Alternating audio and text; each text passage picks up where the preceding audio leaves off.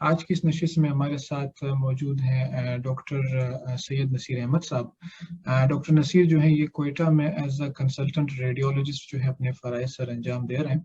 انہوں نے اپنی جو ابتدائی MBBS کی جو تعلیم ہے وہ نشتر میڈیکل کالج ملتان سے حاصل کی، اور اس کے بعد جو ہے وہ اپنی ہائر جو اسپیشلٹی ٹریننگ ہے ریڈیولوجی میں، اس کے لیے انہوں نے آغا خان یونیورسٹی ہاسپٹل کراچی کا انتخاب کیا۔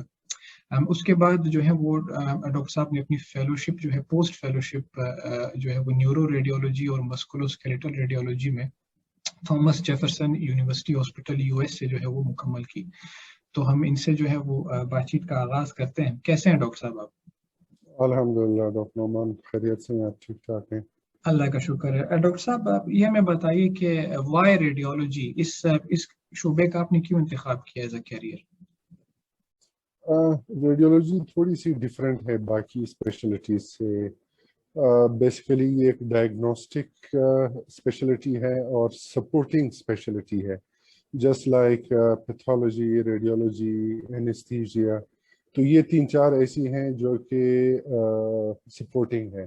تو میں نے اس وجہ سے انتخاب کیا کہ پاکستان میں اس کی، بلکہ ورلڈ اوور اور پاکستان میں اسپیسیفکلی اس کی کمی ہے، کنسلٹنٹس کم ہیں، اور دوسری بات یہ ہے کہ چیلنجنگ ہے کہ آپ کا پیٹس کے ساتھ بھی تعلق ہے، آپ کا جو ہے gynae obs, abdominal imaging, thoracic imaging, neuro interventions, تو بہت کچھ ہے اس میں کرنے کے لیے ڈائگنوسٹک مینجمنٹ وائز۔ تو اس وجہ سے یہ ایک میجر ریزن تھا۔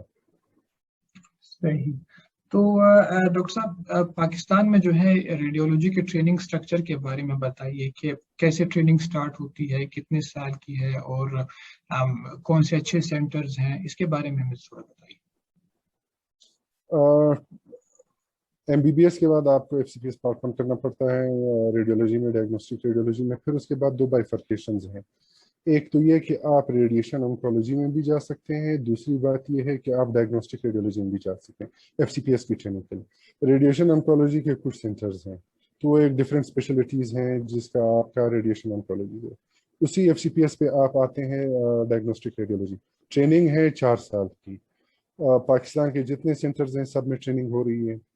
اچھے سینٹرز جو آپ کہیں کہ جس سے ایک سیف ریڈیولوجسٹ نکلتا ہے، وہ پاکستان میں لمیٹڈ ہے۔ لمیٹڈ ان اے سینس کہ وہاں پہ ماڈیلٹیز ان میں بہت، جو لمیٹڈ سینٹرز ہیں ان میں ماڈیلٹیز پوری ہوں، ان کا ساری اسپیشلٹیز ڈیولپ ہوں، ان میں انٹرونشنز ہو رہی ہوں۔ کچھ سینٹرز جس طرح گورنمنٹ کے ہیں وہاں پہ MR لیکنگ ہے، کہیں پہ CT کا مسئلہ ہے، کہیں پہ پیشنٹ فلو کا مسئلہ ہے۔ تو اس وجہ سے جو میجر جو سینٹر جن کو میں نے وہ کیا ہے، آغا خان ہے، لیاقت نیشنل کراچی میں ہے، ضیاء الدین ہے۔ پھر اگر آپ پنجاب کی طرف جائیں تو اسلام آباد میں شفا انٹرنیشنل بہت اچھا سینٹر ہے۔ لاہور کی طرف جو ہے گورنمنٹ کے بڑے ہاسپٹلز اور شکر خانہ۔ تو یہ چند جو ہیں بڑے اچھے سینٹرز ہیں پاکستان۔ تو اس کی ٹریننگ جو ہے اس میں جو ہے آپ کیا سمجھتے ہیں کہ ریزیڈنٹ جو ہے وہ کیا ایکسپیکٹ کرے؟ تھوڑا سا جو ہے وہ اس کے ٹریننگ سٹرکچر کے بارے میں ہمیں بتائیے۔ یہ ایک ہی کوشچن ہے۔ ریزیڈنٹس یوزولی جو ہماری طرف ریڈیولوجی میں پارٹ 2 کرنے کی وہ کرتے ہیں، FCPS پارٹ 1 اور پھر بعد میں پارٹ 2۔ تو میجورٹی کو جس طرح ڈائگنوسٹک ریڈیولوجی کی ٹریننگ ہے، ٹریننگ کے دوران اور ٹریننگ کے بعد کا میجورٹی کو پتہ نہیں ہے۔ ریزن اس کا یہ ہے کہ پراپر ریڈیولوجی ٹریننگ اور پراپر ریڈیولوجی رننگ پروگرامز بہت کم ہیں۔ جو انہوں نے گورنمنٹ میں کچھ سینٹرز دیکھے ہوتے ہیں، اس میں لمیٹڈ ریڈیولوجی دیکھی ہوتی ہے، تو وہ ایک پراپر ان کو ورکنگ انوائرمنٹ کا ریڈیولوجی کا پتہ نہیں ہے۔ اب آپ جب پارٹ 1 کرتے ہیں اچھے سینٹرز میں، آپ کی جو موڈیلٹیز ہیں، الٹرا ساؤنڈ ہیں، ایکس رے ہیں، فلورو ہیں، CT اسکین ہے اور MRI ہے، اور اس کے علاوہ چھٹی چیز جو ہے آپ کی انٹرونشن ہے۔ تو جو اچھا سینٹر ہے وہ آپ کو ایکولی ان ساری موڈیلٹیز میں روٹیٹ کرواتا ہے، اور آپ کا ایکولی ایکسپوجر ہوتا ہے ان سارے موڈیلٹیز کا۔ اس کے بعد جو ہے آپ ایز اے سیف ریڈیولوجسٹ کے لیول پہ پہنچتے ہیں۔ تو یہ 5-6 موڈیلٹیز جو میں نے آپ کو بتائی ریڈیولوجی کی یہ ہیں۔ اگر کوئی بندہ کوئی FCPS پارٹ 1 کا سوچ تو میرا اس کے لیے یہ مشورہ ہے کہ ایسا سینٹر جہاں پہ یہ ساری ماڈیلٹیز ہوں، فنکشنل ہوں، وہاں پہ ہفتہ مہینہ وہاں پہ روٹیٹ کریں، وہاں پہ دیکھیں، ورکنگ انوائرمنٹ دیکھیں. ریڈیولوجسٹ جو ہیں وہ پرائمری کیئر نہیں ہے، آپ پیشنٹ کو ڈائریکٹلی فیس نہیں کر رہے ہوتے، آپ بیک ڈور ہیں، آپ سپورٹنگ ڈور ہیں. تو ڈیورنگ میڈیکل کالج ہماری اکثر روٹیشن ہوتی ہے میڈیسن ان الائٹ، سرجیکل ان الائٹ. وہاں پہ آپ کا پیشنٹ ایکسپوجر، آپ کا ان پیشنٹ، آپ کے آؤٹ پیشنٹ، آپ کے emergency care. Radiology sort of ایک بیک سٹیج پہ اور ایک سپورٹنگ رول ہے. تو یہ چیز آپ کو دیکھنی ہے کہ آپ ڈائریکٹ پیشنٹ انٹریکشن آپ کا باقی اسپیشلٹی سے بہت کم ہے. تو ڈاکٹر نصیر، ایک جو ہے ایک ریزیڈنٹ ان ٹریننگ جو ہے اس کا ایک نارمل ورکنگ ڈے کیسا ہوتا ہے ریڈیولوجی کی ٹریننگ کے دوران؟ ڈپینڈ کرتا ہے آپ کس سینٹر میں ہیں. آپ آغا خان میں ہیں، آپ شفا انٹرنیشنل میں ہیں، ضیاء الدین اور لیاقت نیشنل وغیرہ میں ہیں، تو آپ صبح 8 بجے جائیں گے، شام 5 بجے آپ آئیں گے. 8 to 5 آپ کی ڈیوٹی ہے. درمیان میں پھر ہفتے کی 1 یا 2 کالز آپ کرنی ہے. وہ ڈپینڈ کرتا ہے 24 hours to 12 hours to 36 hours calls ہو سکتی ہے. گورنمنٹ سیٹ اپ میں آپ صبح 8-9 بجے سے دوپہر 1-2 بجے تک. گورنمنٹ سیٹ اپ میں ڈپینڈ کرتا ہے کہ آپ کس سینٹر میں ہیں. آپ کی یا ایوننگ کی کال ہوگی from 2 to 8. اگر اس سینٹر میں نائٹ کالز ہیں تو پھر آپ نائٹ کوریج بھی کرتے ہیں. تو یہ ایک ڈفرینٹ سیناریو ہے ڈپینڈنگ کہ آپ کس سینٹر میں ہیں اور کہاں پہ آپ ٹرین ہو رہے ہیں. صحیح. ڈاکٹر نصیر، ایک اچھا ریڈیولوجسٹ بننے کے لیے جو ہے آپ کیا سمجھتے ہیں کہ کون سی وہ کچھ اسینشیل سکلز ہیں جو کہ ہونی چاہیے ایک ڈاکٹر میں؟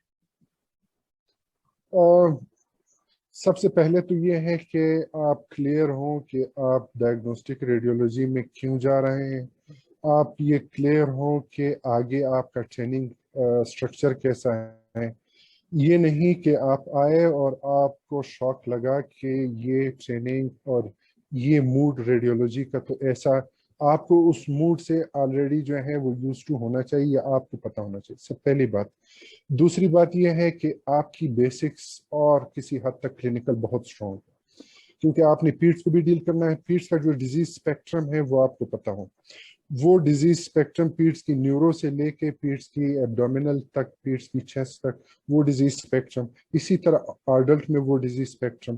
پھر اس کے بعد مینجمنٹ. تو آپ کا اگر بیک گراؤنڈ، اگر بیسکس تھوڑے سے اسٹرانگ ہے، اس کے ساتھ آپ کا کلینکل اسٹرانگ ہے یہ، اور اس کے بعد جو ہے آپ کا ٹیمپرمنٹ. آپ جتنا ٹائم دیں گے آپ جتنا اس سینٹر میں آپ ڈیورنگ ٹریننگ جتنا ایکسپوز ہوں گے، کام سے آپ بھاگیں گے نہیں، آپ کام پہ توجہ دیں گے. اور اس میں تیسری بات یہ ہے کہ آپ کا سینٹر کیسا ہے، کہ اگر آپ کے ٹیچنگ جو ٹریننگ سینٹرز ہیں اس میں ساری ماڈلٹیز ہیں، کام بہت زیادہ ہے، تو وہ تیسرا فیکٹر آپ کا وہ ہے جو کہ میں سمجھتا ہوں کہ جو ٹریننگ انسٹیٹیوٹ ہے وہ بہت زیادہ رول پلے کرتا ہے. تو یہ تین، پہلے آپ کا آنا، آپ پری پلانڈ آئے، آپ کو ساری چیزیں کلیئر ہو. ڈیورنگ ریزیڈنسی آپ نے بہت محنت کرنی ہے، کام سے نہیں بھاگنا ہے، جتنا کام ہو آپ نے کرنا ہے. تیسری بات یہ ہے آپ کا انسٹیٹیوٹ. تو یہ 3 چیزیں. صحیح. تو مطلب یہ کہ ایک ہوم ورک جو ہے وہ ضروری ہے، کہ جو بھی بہت اسپیشلٹی ضروری میں ہوم ورک ضروری ہے. اچھا ڈاکٹر نصیر صاحب، یہ ہمیں بتائیے کہ ایک کامن مسکنسیپشن ہے جو ہے ایک ریڈیولوجسٹ کے رول کے بارے میں، اور ساتھ میں جو ہے ہم اسپیشلٹی میں ہم دیکھتے ہیں کہ ٹیکنیشینز یا ریڈیوگرافرز ہوتے ہیں. تو کتنا کام جو ہے وہ ایک ریڈیولوجسٹ کی ذمہ ہے، اور کتنا کام جو ہے ایک ریڈیوگرافر یا جو ایک ٹیکنیشینز جو اسپیشلٹی میں ہوتے ہیں، کتنا کام ان کے ذمہ ہوتا ہے؟ بہت کام ٹیکنیشینز کے ذمہ ہیں. اب آپ اگر سٹارٹ کریں گے ایکس رے سے، تو پیشنٹ کو ان کرنا، ایکس رے کرنا، ایکس رے کا جو کون سا ویو لینا ہے، وہ ساری ذمہ داری جو ہے ٹیکنیشین کی. ٹیکنیشین ایک ایکس رے، دوسری طرف سی ٹی اسکین، پھر ایم آر، پیشنٹ کو ان کرنا اور اس کا پروٹوکول سیٹ کرنا، ایگزام اور امیج ایکویزیشن، سارا جو ہے وہ ٹیکنیشین کا ہے. X ray technician, C T technician, M R. آپ کے پاس ایک एक्स रे की शक्ल में, एमआर और सीटी एक कंप्लीट एग्जाम आता है, फिर आपने इंटरप्रेट करना है based on the history, based on the examination. अगर आपके पास लैब्स अवेलेबल हैं उसकी बेस पे जो अवेलेबल इंफॉर्मेशन है, एक्स रे, सीटी और एमआर, वो आपने रिपोर्ट करना है। तो मैं ये कह रहा हूँ कि इनमें आपका पेशेंट के साथ एक्सपोजर ना होने के बराबर है। पेशेंट आता है, टेक्नीशियन इन करता है, टेक्नीशियन एग्जाम करके आप रिपोर्टिंग एरिया में बैठे हो, आपके पास एग्जाम आता है, कुछ इंफॉर्मेशन आती है, पूरी या आधी, डिपेंड करता है कि आपकी सेटअप में, वहां पे आप बैठ के आप रिपोर्ट बनाते हैं, रिपोर्ट जाती है। तो ये अल्ट्रासाउंड में आपका पेशेंट एक्सपोजर है, पेशेंट आता है, आप अल्ट्रासाउंड करते हैं और पेशेंट चला जाता है। उसमें भी कुछ जगहों पे जो है वो सोनोग्राफर जो है और सोनोलॉजिस्ट, वो आप अल्ट्रासाउंड करते हैं और आप फिर बाद में अल्ट्रासाउंड की इमेज रिपोर्ट करते हैं। तो जिस तरह मैंने पहले कहा कि आप थोड़ा सा पेशेंट इंटरेक्शन, थोड़ा नहीं बहुत हद तक आपका पेशेंट इंटरेक्शन खत्म हो जाता है। सही। डॉक्टर नसीर, ये जो सीपीएसपी का जो करिकुलम है, रेडियोलॉजी का जो करिकुलम है, इसके बारे में आप क्या समझते हैं? Is it up to date या ये जो है इसमें और बेहतरी की गुंजाइश है पाकिस्तान? और सीपीएसपी का करिकुलम रेडियोलॉजी के अलावा अगर आप ओवरऑल देखें, सीपीएसपी का एक ट्रेनी का सीपीएसपी के साथ 3 जगहों पे इंटरेक्शन होता है, एफसीपीएस पार्ट 1, आईएमएम और एफसीपीएस पार्ट 2। इशू ये है कि सीपीएसपी ड्यूरिंग ट्रेनिंग उन सेंटर्स को इवेलुएट नहीं कर रही जहां पे रेजिडेंट्स की ट्रेनिंग हो रही है। क्या वहां पे सारी मॉडलिटीज पूरी हैं?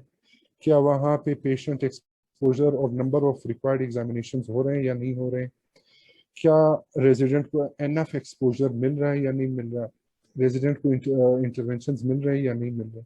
सीपीएसपी का ये रोल बहुत कम है। सीपीएसपी, तो मैं ये समझता हूँ कि सीपीएसपी का लुक आफ्टर के रेजिडेंट ने पार्ट 1 किया, उसके बाद 4 साल उसकी ट्रेनिंग कैसी हो रही है, वो उनका रोल लैकिंग है।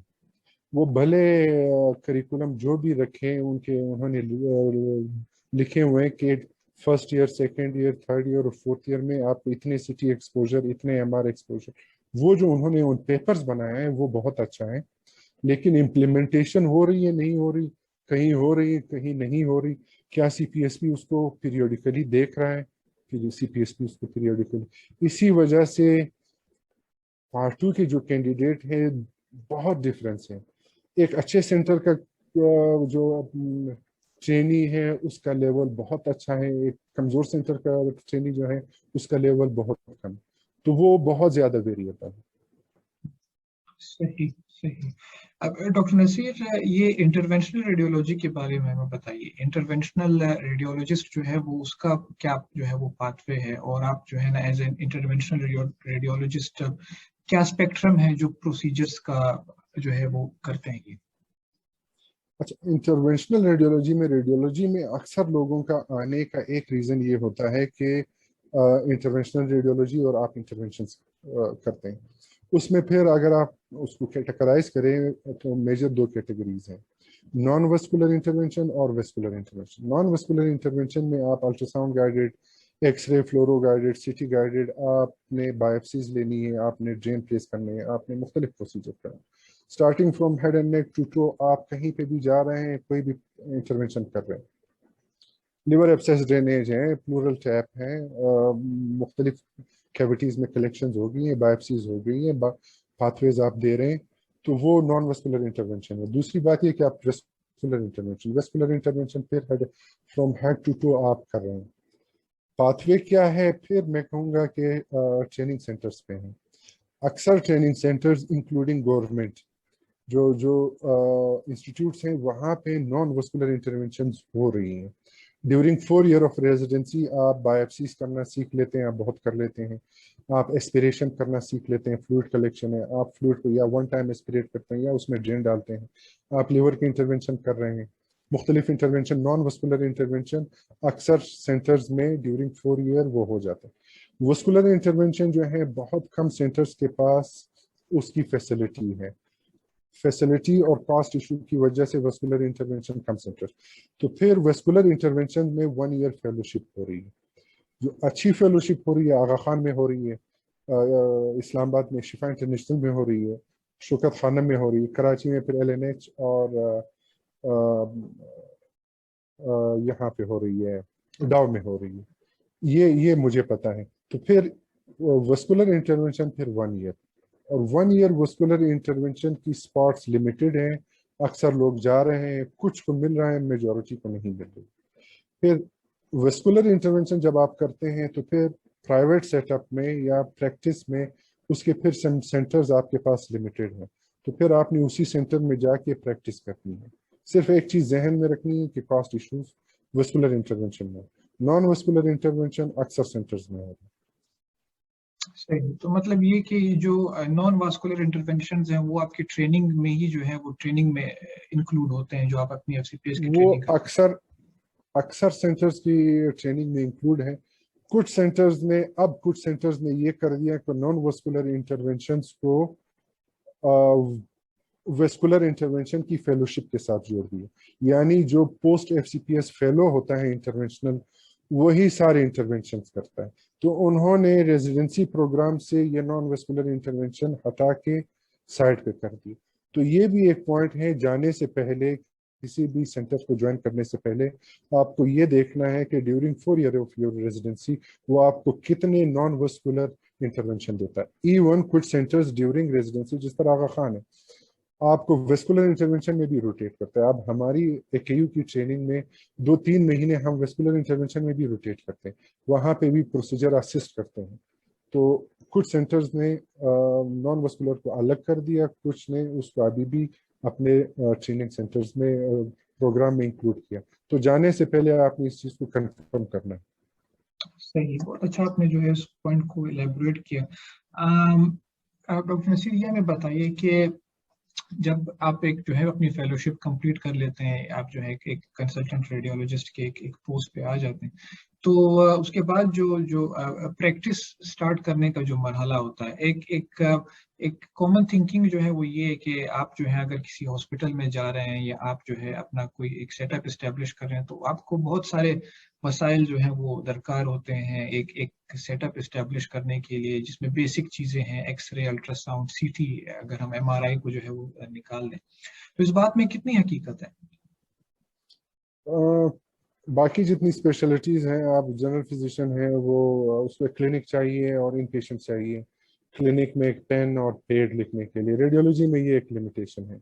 आप जाएंगे जिस भी प्राइवेट हॉस्पिटल को ज्वाइन करना है, वहाँ पे आपने देखना है कि मेजर आपके पास 4 मोडेलिटीज़ हैं या नहीं, अल्ट्रासाउंड, एक्सरे, CT और MR। फिर डिपेंड करता है कि वहाँ पे ये अगर चारों मशीनें लगी हुई हैं, उन मशीनों की कंडीशन कैसी है, वो अक्सर यूज्ड होंगी, उनका रिजल्ट इतना है कि आप उस पर रिलाई करें। वहाँ पे अगर उस हॉस्पिटल ने लगाया तो आपने जाके वहाँ पे बैठ के आपने रिपोर्टिंग करनी है, आपकी इन्वेस्टमेंट उस पर नहीं है। इसका फायदा ये है कि फ्रॉम डे 1 हॉस्पिटल आपको पेशेंट दे रहा है और फ्रॉम डे 1 आपकी प्रैक्टिस चल जाती है। आप जो आपने 4 साल में सीखा होता है, आपका वो प्रैक्टिस में आ जाए। अगर आप एक अपना रेडियोलॉजी सेंटर बनाना चाहते हैं, फिर वही बात, ये 4 मॉडलिटीज चाहिए। अपना सेंटर बनाना है तो उसके लिए आपको जगह चाहिए, उसकी डिपेंड करता है आप कहाँ ले रहे हैं, उसकी अपनी कॉस्ट। अल्ट्रासाउंड आप एक लगाना चाह रहे हैं तो अल्ट्रासाउंड की प्राइस स्टार्ट होती है कोई 5-6 लाख रुपए से 1 करोड़ 1.5 करोड़ रुपए तक। एक्सरे आप लगाना चाह रहे हैं तो उसकी प्राइस 10-15 लाख से 20-25 लाख और 50-60 लाख तक भी जा रही। फ्लोरोस्कोपी फिर इसी तरह 20-25 लाख से 1 करोड़ 2 करोड़ 3 करोड़, डिपेंड करता है आप कौन सी कंपनी, न्यू और यूज्ड। CT आप लगा रहे हैं तो वो 60-70 लाख से लेके 8-10 करोड़। MR फिर वेरिएबल है, वो 1.5-2 करोड़ रुपए से लेके, फिर आप डिपेंड करता है आप न्यू यूज्ड, उसका मैग्नेट स्ट्रेंथ, 1.5-2 करोड़ से MR लेके आपके 20-22-25 करोड़ रुपए तक जाए। अगर आपने एक बेसिक सेंटर जिसमें एक्सरे, अल्ट्रासाउंड और CT भी लगाना है, तो आप जहन में रख ले कि कोई 2 करोड़ रुपए आपने 2 करोड़ रुपए आपने बेसिक लो लेवल चीजों के लिए आपने रखने हैं, 1.5-2 करोड़। सही, बड़ा अच्छा आपने इस पॉइंट को जो है वो एलेबोरेट किया। थोड़ा सा जो है हम गुफ्तगू को रुख चेंज करते हैं। अब ये आर्टिफिशियल इंटेलिजेंस जो है रेडियोलॉजी में, ये एक बड़ा इमर्जिंग कॉन्सेप्ट है, इसके बारे में बताइए। आर्टिफिशियल इंटेलिजेंस तो ज़िंदगी की हर फील्ड में आ रहा है। फिर मेडिकल में भी artificial intelligence with passage of time in हो रहा है। अगर उसमें आप ये कहें कि सबसे ज़्यादा किस में इन हो रहा है, तो जितना मुझे पता है वो रेडियोलॉजी में आर्टिफिशियल इंटेलिजेंस या मशीन लर्निंग या कंप्यूटर एडेड डिटेक्शन। इसमें हो क्या रहा है, उसमें ये हो रहा है कि ये मशीन को सिखा रहे हैं। जो रेडियोलॉजिस्ट जो फाइंडिंग्स एक स्टडी पे पिक कर रहा है वो मशीन सीख रहा है। अब एक्सरे चेस्ट वो लगाते हैं, उसमें उन्होंने हजारों लाखों एक्सरे चेस्ट फीड कर लिए और वो उसको बता रहे हैं कि ये कंसोलिडेशन है, ये प्लूरल इफ्यूजन है, ये न्यूमोथोरेक्स। इसी तरह ब्रेन में सिटी ब्रेन हो गया या एमआर ब्रेन हो गया, वो इन्फार्क्ट उनको सिखा रहे हैं सॉफ्टवेयर्स को। वो वहाँ पे थ्रोम्बस सिखा रहे हैं, लार्ज वेसल ऑक्लूजन सिखा रहे हैं। विद पैसेज ऑफ टाइम कुछ जो उस पे हम उस लेवल पे पहुंच गए कि मशीन चीज़ों को पिक कर रहा है। वो लंग में नोड्यूल उठा रहा है, वो एक्सरे चेस्ट में फाइंडिंग्स उठा रहा है, वो मुख्तलिफ स्टडीज में मुख्तलिफ फाइंडिंग उठा है। अब इसका क्या, अब दो स्कूल ऑफ थॉट है। एक स्कूल ऑफ थॉट ये है कि with passage of time artificial intelligence radiologist का रोल एक्वायर कर लेगा और रेडियोलॉजिस्ट को आहिस्ता आहिस्ता आहिस्ता बिजनेस से हटा के और बेरोजगार कर देगा। दूसरा स्कूल ऑफ थॉट ये है कि नहीं, विद पैसेज ऑफ टाइम ये जो है ये हमारे हेल्पर्स हैं, आर्टिफिशियल इंटेलिजेंस रेडियोलॉजिस्ट यहीं पे रहेगा। मेरा अगर आप वो इसमें कहें कि जितना मैंने स्टडी किया है, लोगों को जो एक्सपर्ट्स हैं उनको सुना है, मेरे ख्याल में ये एक हेल्पर का रोल होगा। अभी भी कुछ जगहों पे हम लोग यूज कर रहे हैं आर्टिफिशियल इंटेलिजेंस या computer aided detection, machine learning, वो रेडियोलॉजिस्ट का हेल्प करेगा। काम अगर वो हमारा एक्वायर कर रहा है तो with passage of time studies ज़्यादा हो रही है, नई नई मॉडलिटीज़ आ रही हैं। तो रेडियोलॉजिस्ट से अगर मशीन कुछ चीज़ें उठा रहा है तो रेडियोलॉजिस्ट का मज़ीद काम बढ़ रहा है, मज़ीद चीज़ें आ रही हैं, मज़ीद एग्ज़ाम्स बढ़ रहे हैं। तो मेरा नहीं ख्याल कि रेडियोलॉजिस्ट को आर्टिफिशियल इंटेलिजेंस मिसप्लेस करेगा या उसका रोल एक्वायर कर लेगा, कंप्लीटली नहीं, एज अ हेल्पर रहेगा। एटलीस्ट 10 से 15 साल तो मुझे यही लगता है। सही सही। एक और बड़ा इमर्जिंग कॉन्सेप्ट है टेली रेडियोलॉजी का। आजकल के आप जो है वो रिमोट रिपोर्टिंग आप करें और एक सेंटर में जो है वो इन्वेस्टिगेशन परफॉर्म हो और आप दूसरे सेंटर से उसको रिपोर्ट करें। इसके बारे में हमें जरा कुछ बताइए। बाहर के ममालिक में तो टेली रेडियोलॉजी बहुत हो रही है, पाकिस्तान और पाकिस्तान में उतनी नहीं हो रही। अब जहाँ पे मैंने बताया पेशेंट इंटरेक्शन का आपका है नहीं, सीटी एमआर एक्सरेज हो गए, टेक्नीशियन ने एक्सरे किए, टेक्नीशियन ने वो एक्सरे थ्रू डाइकॉम बेच के आपके पास आ गए, थ्रू फैक्स बेच के आपके पास आ गए। आप चाहे उस डिपार्टमेंट में बैठे हो, उसी हॉस्पिटल में हो, घर पे हो, किसी दूसरे शहर में हो, एक कॉन्टिनेंट से दूसरे कॉन्टिनेंट में बैठे हो, आप वो एक्सरे सिटी एमआर या जो भी मॉडलिटी है आप वो देख के उसकी रिपोर्ट बनाए। तो कॉन्सेप्ट यहाँ से शुरू हुआ कि अमेरिका यूरोप में नाइट टाइम पे रात को वो अपना स्कैन्स रिपोर्ट करवाते हैं थर्ड वर्ल्ड कंट्रीज में। इंडिया ने बहुत ज़्यादा ये कैप्चर कर लिया टेली रेडियोलॉजी की मार्केट। यहाँ पे दिन है, वहाँ पे रात। और दूसरी बात ये उनको सस्ता पड़ रहा है। पाकिस्तान में कुछ सेंटर्स जो हैं टेली रेडियोलॉजी करवा रहे हैं, उससे ये हो रहा है कि लोकल बंदों का काम जो है, लोकल मार्केट श्रिंक हो रही है, लेकिन रेडियोलॉजिस्ट उतने हैं और रिपोर्टिंग उतनी हो रही है। बल्कि विद पैसेज ऑफ टाइम जो नंबर ऑफ रिपोर्ट्स, जो स्टडीज रिक्वेस्ट हो रही है या नंबर ऑफ स्टडीज वो बढ़ रही हैं। हर हॉस्पिटल में हर जगह पे रेडियोलॉजी पे डिपेंडेंस बढ़ रही है। तो ये एक इमर्जिंग मार्केट है। पोस्ट एफसीपीएस आप अगर अपने घर से काम करना चाहते हैं, ये मार्केट पाकिस्तान में अब आहिस्ता आहिस्ता एक्सप्लोर हो रही है। तो आप कहीं से भी टेली रिपोर्टिंग पकड़ लें, घर में बैठ के पाकिस्तान की रिपोर्टिंग पकड़ लें। अगर किसी फर्म के पास मिडल ईस्ट की रिपोर्ट्स हैं या यूरोप की हैं या अमेरिका की हैं, आप वो पकड़ के आप वो रिपोर्टिंग कर सकें। फिर उसमें एक और बात, क्या वो कुछ जो अमेरिका और यूरोप के वो रिपोर्ट करवाते हैं वो प्रिलिमिनरी रिपोर्ट होती है। प्रिलिमिनरी यानी आपने ये रिपोर्ट की, वो यूएस या यूरोप गई, वहां से वो शो हो रही है कि ये प्रिलिमिनरी रिपोर्ट है। उस रिपोर्ट को सुबह या बाद में या 2 घंटे 3 घंटे बाद उनका रेडियोलॉजिस्ट आके उस रिपोर्ट को जल्दी जल्दी चेक करेगा, अच्छा उसमें कोई मेजर मिस्टेक नहीं, तो वो उसको फाइनल साइन कर लेगा। तो ये एक जो बंदे आ रहे हैं या जो सोच रहे हैं रेडियोलॉजी, तो वो ये भी एक सोचें कि बाद में टेली रेडियोलॉजी और टेली रिपोर्टिंग का भी आपके पास ऑप्शन है, और शायद ये मार्केट पाकिस्तान में मजीद एक्सप्लोर है। सही सही सही। तो अच्छा, आखिर में जो है डॉक्टर नसीर, ये मैं आपसे पूछना चाहूंगा कि आपकी जो स्पेशलिटी है रेडियोलॉजी, तो इसके बारे में एक ऐसी बात हमें बताएं जो आपको बहुत ज्यादा अच्छी लगती है, और एक ऐसी बात हमें बताएं जो जिसमें आप समझते हैं कि बेहतरी की गुंजाइश एक तो नहीं, बहुत सारी बातें हैं जो अच्छी लगती है।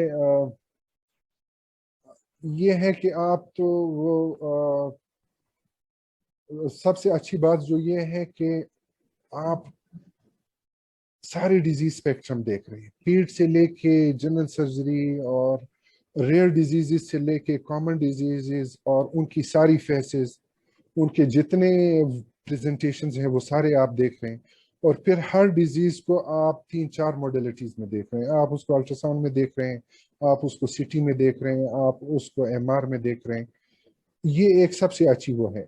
और जो जो प्राइमरी केयर है वो सारे आप पे डिपेंडेंट है।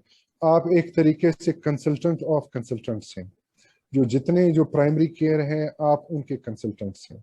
ये एक अच्छी बात है।